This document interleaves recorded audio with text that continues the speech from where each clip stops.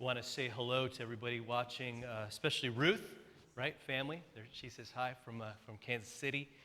Also, we got Hugh and Melody and Mary Frances, Christine, and the McFaddens, the Allens, a whole bunch of folks, Susan and Angel and Lisa, joining us online as we are here together. And I want to ask you, what is your response? Like, what do you do when somebody tells you that they have seen a vision? I mean, right away, I think most of us, even if we're real into church, somebody says, hey, God just showed me a vision. We go, whoa. We might take a step back a little bit. And they go, well, what are they going to say here? Because you know something big's coming after somebody unloads something like that, don't they? I mean, it's going to be something big. And the problem is that our unease with it tends to come from the negative examples that we see, right? We've seen people on the news that have said, hey, I had a vision from the Lord. And, right, and it was, I think one of the guys years ago saw a 50-foot Jesus that, you know, if he didn't get millions of dollars, he was going to die or something. And so we see that and we're like, uh-oh, so that's what a vision from God looks like? But God gives us vision all the time. In fact, we're in a building, and you drove into a parking lot. That's the result of a vision from God. If you go back to 1940, and if we could go back in a time machine to this very spot where we're sitting, this was not here. This was just open space, maybe some trees. I'm not sure what it looked like before this, but there was no building. But somebody, Pastor Heilman, right, the first pastor here, had a vision along with others to have a congregation in Malvern and a building here on this property. They maybe even saw what it might look like, had an idea. In fact, the house that you left this morning exists because somebody saw it. They had a vision for it. I don't know about you, but I wouldn't want, we have some builders here. We got Josh in the back is a builder, right? Josh, like, I'm sure that somebody to say, hey, go build me a house. Well, what do you want? Well, doors would be nice, maybe some windows, a roof would be just awesome, and some walls. No, you have a picture. There's often like detailed drawings that guide every step of the construction. And it goes from just an idea, a vision, to a reality, right? So every building, schools, the office you work at, all those things didn't exist before, but somebody saw it and made it happen. Every project at work, all the things that you have, and even with, like, for our kids, right, as little Samuel was baptized, there's an idea of who he's going to become, perhaps. A picture in your mind. And I want to say at the beginning of this that we're not talking about dreams. Dreams are different. Dreams are just sort of our imagination. Now, vision is where God is saying, look, this is what I want your life to look like. This is how I want every day to look. This is what I want things to look like at the end of time, which we have here in our passage. Because I want you to go home today and tell somebody, hey, I had a vision. I saw a vision today from God. Because Jesus provided us with a crystal clear vision of what the end looks like. Now, for a lot of us, that makes us feel uncomfortable because we think it's about fear. Oh, I don't want to be on the goat side. I don't want to be, the ones who go to everlasting punishment. And I think Jesus says this so that we are comforted in knowing that because we have faith in him, because we believe that he died for us, we believe that he paid the price for all of our sins, that we get to be on the sheep side in this vision that he goes. And remember, that's not a dream. Dreams aren't reality. Dreams very often don't become reality. A lot of times dreams become the opposite. No, vision is what's actually going to happen, what's actually going to sort of develop. And so Jesus has this vision for us. And I believe, again, I think he wants us to say, okay, yeah, that's who I want to be. One of those sheep. I want to be one of those that goes and gets that inheritance from the Father. But I also think he wants us to look at those who might see themselves in that other column or worry about that. I want them on the other side. I want them in the sheep section with me. And if there's any fear, or if there's anything rumbling around in my gut, it should not sit well that anybody that we know or anyone that you could imagine would ever be in that position.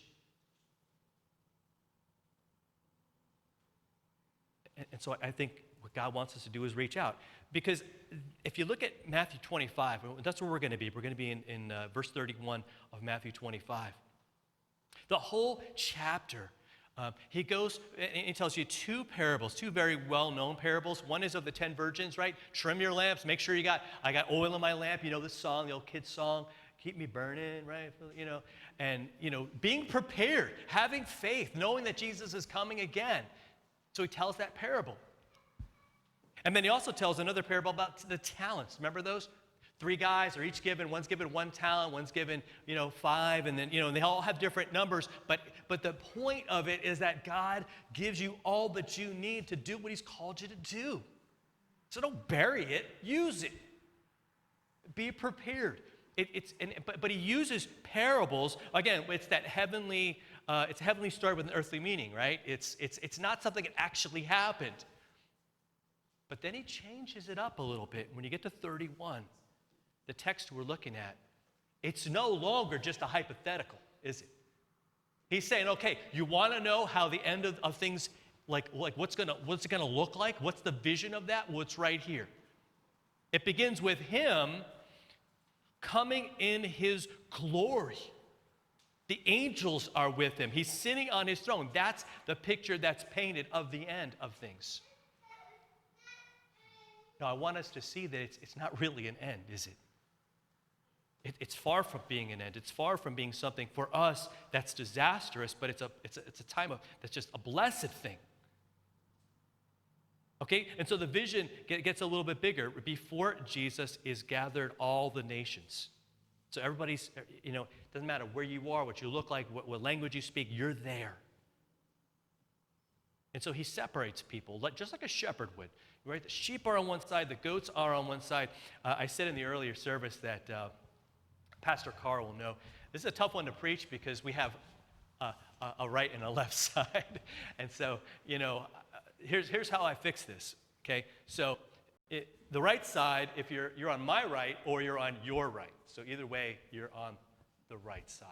That make sense? That work for everybody? Just going forward? I'm always preaching this. I'm like, everybody on the left side is like, oh man, we're the goats. If I'd known, I would have, everybody would be on the one side when they hear that this text is going to be there. And the point is that from, when you look at humanity, we're all humans. Right? There are such similarities. And people who believe in Jesus and trust in him and are serving him and following him, who own the vision, like we're talking about in this series, right? They own that. They own who they are. They're right alongside someone that doesn't, someone that could care less, someone right, who would maybe fight against what God would do. And so it's real hard to tell the difference, especially you might have people who do nice things, but for very different reasons. You might have someone who does things because he just loves God and loves his fellow man, but you might have someone who does nice things to make themselves look good, right? Because it looks good on their Instagram post, right? In their feed, oh, look at that. Hashtag, blessed, or, hashtag, super guy. And that's a very different motivation. And it's the same with sheep and goats. If you were to fly your drone over a field with a whole mess of them, you would not be able to tell one from the other because they're very similar sized creatures, right? And so a shepherd will separate them out because they are different. So one goes on his right, one goes on his left. There's sheep on the right, goats on the left. And what the king says to the ones on the right, to those sheep, he says, come on, come here, you who are blessed by my Father. That's who they are, and I really believe that that's how they see themselves. And it's why, in a minute, we're going to see why they do what they do and why they do what they do. Because that's who they are. They believe that God has blessed them. They believe that they have a Father in heaven who loves them, and that is who they are. And again, because I don't want us to read that, oh, in order to get to heaven, I gotta feed the poor, I gotta do all these things. No, we do them, that's because that's who we are. We are his sheep, right? He is our good shepherd, and he loves us. And so, when we view the end, when we own this vision of what God has for us, I would pray that we can't wait. We can't wait for him to say, come on, you've been blessed by my Father, and you will continually be blessed by my Father. That blessing thing isn't going to stop. In fact, you're going to inherit this kingdom, and last I checked, people who inherit things don't earn them. It's given. It's because you're part of the family. Right? God adopted Samuel, made him his own. He's got that inheritance. And he'll spend his whole life learning about that and living that out. Because he inherits a kingdom. We all inherit a kingdom that's prepared for us from the foundation of the world. Before I could mess it up or make it better, he already had it founded and formed for me. That's the vision. And so how did we live? How do we live? And again, this is just an extension of what he said already. We're ready. We got our lamps trimmed. We've got all that God has for us, and we're going to use it. So how do we use the life that we have? How do we use the resources? Well, Jesus says, when I was hungry, you gave me food. I was thirsty, you gave me to drink. I was a stranger, you welcomed me. I was naked, you gave me clothes. I was sick, and you visited me in prison, and you came to me. And notice the reaction of the righteous. They're not like, oh, Jesus, you just stop going on and on about it. I'm just, They're like, when did we do that? Like, they're kind of surprised. Because that's what they do. They didn't do it to get any kind of favor. They didn't do it, right? And we don't do it to get any kind of applause. No. It's like, when did we see you hungry and feed you or thirsty? And they go through the whole list. And he says, well, I say to you, as you did it to one of the least of these my brothers, you did it to me. So when you saw the people in our world, and when we see the people in our world that no one cares about, who are not going to make us famous, who are not going to make us rich. In fact, we might be in the deficit category when we help them. He says, you were doing that for me. Right? Because think about it. We're following Jesus, which means what it means to be a disciple. We go with him, and we go to where he goes, and we help who he helps. And so it's not just ever, listen to this, we got to change it. It's never just giving somebody something to drink or thirsty, giving them water. I believe it's an act of worship at the highest level, that we would take care of the people that need it the most. And let me just tell you, some of those people are right there with us every day. People who feel alone, people who are at the end of their rope when it comes to everything in life. And when we help them, when we do that, we're doing something even bigger than just the physical reality. Right? So the person that's thirsty, we don't just give them water, do we? We give them living water. We give them the truth that they are forgiven by Jesus, that he paid the price for their sins. When they want food, right, we can give them the bread of life, which is Christ. Freedom, as if they're in prison. Naked, we could give them a coat, which is really necessary on a cold day. But ultimately, I want them covered by Jesus' perfection and love. His righteousness. Do you see how it works? It's always for something far greater. And it goes beyond just, hey, our church did this, but it's really like this is a Jesus thing. This is what God does and what God wants me to do for you. And so the person on the other side, on the goat side, we have a similar situation where he's like, hey, you didn't do those things.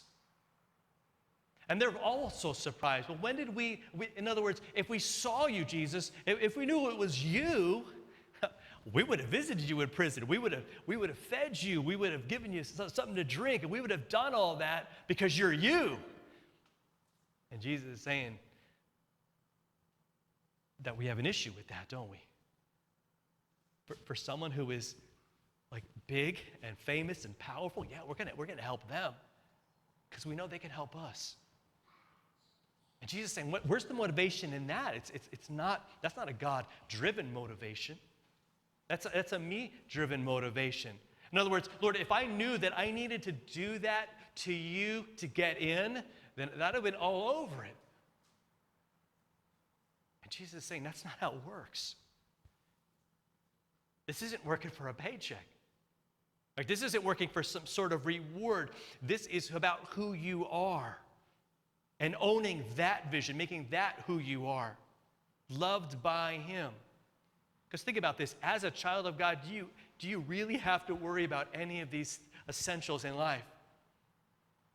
Now, really, he takes care of us. That's been my experience. And church, if there's somebody out there who might say, well, no, it hasn't happened for me, well, then that's our mandate to make sure that she gets some clothing for her kids or for her or a place to stay or something to eat, right? It's our heart, and it's who we are. And I really think, as I kind of finish this up, like that's God's vision for us. That we would be following him. We talked about that last week. But as we follow him, he's teaching us of what it means to live for him, what it means to be his children. And it's every day us doing things that make a difference in people's lives. Physical, tangible, real things that each of us can do. Sometimes it's as simple as when the new kid comes into school. Our heart goes out to him or her, and we maybe befriend him or her because we don't want them feeling that way. And Jesus is saying that's exactly what I'm talking about here. Someone's in need, we want to help. It's who we are because of who Jesus is and what he's done for us. And so I pray that as we own this vision, that it moves us every day. I think it's every day to see every moment, to see everything that you do as an opportunity to make a difference in somebody's life. I think there's so many needs around us every day that we don't even notice them because we're busy doing our thing. So maybe there's somebody tomorrow that's going to need just a simple glass of water. Maybe you bring an extra coffee to work. What do you think about that? That communicates so much. And it's a way of showing God's love in a real way. And if that person asks you why you're doing that, you're like, hey man, I just was thinking about you. And listen, there's people out there, and you might even be feeling this yourself, who never experienced that. They don't think anybody thinks about them or cares about them. Imagine if it started with you, and then it exploded out to where they see that God really does care about them. See, that's what we're talking about. That's the vision that God is kind of unveiling for us to get to be a part of and to own right here and right now today.